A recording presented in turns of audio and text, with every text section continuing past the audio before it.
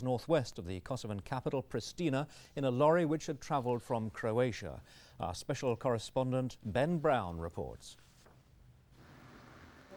This lorry was supposed to be carrying apples.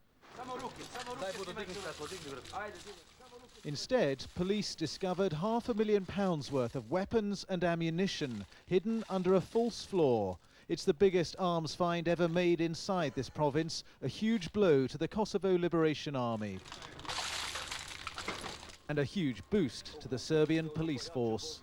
Tonight they put their haul on display. Not only guns, but also landmines, grenades, explosives, and new uniforms for the KLA rebels, made in Bosnia.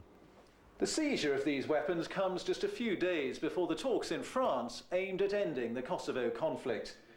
It shows that while the KLA rebels may be prepared to go there and talk about peace, they're still stocking up for war, and it seems they have the funds and the supply routes to provide them with plenty more guns where these came from. This is where the rebels get most of their weapons, from their sympathizers across the border in Albania. Yugoslav army troops patrol this dangerous frontier on the hunt around the clock for gun runners. The West has threatened to help cut off the KLA's supply of weapons if it doesn't make peace. But that's a lot easier said than done, as these border guards will testify.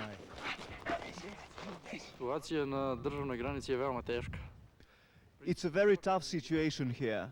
Every day there are illegal crossings and shootings. It's really hard to secure this border, but we will.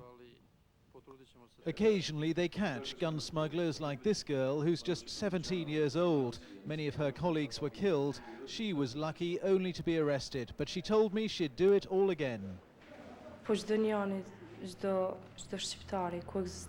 Albanians, wherever they are, want to make a contribution to the cause. So although I am very young, I felt it was my obligation to help the Kosovo Liberation Army.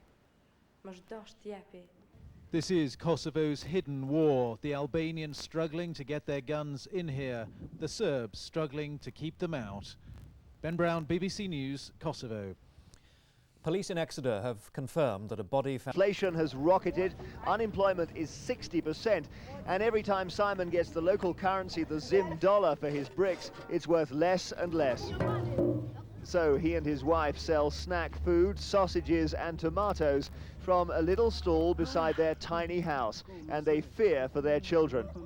I'm very much worried, and I have no way to get their school fees, some uniforms and food. Even food for your children? Even food for my children. I have nowhere to get it.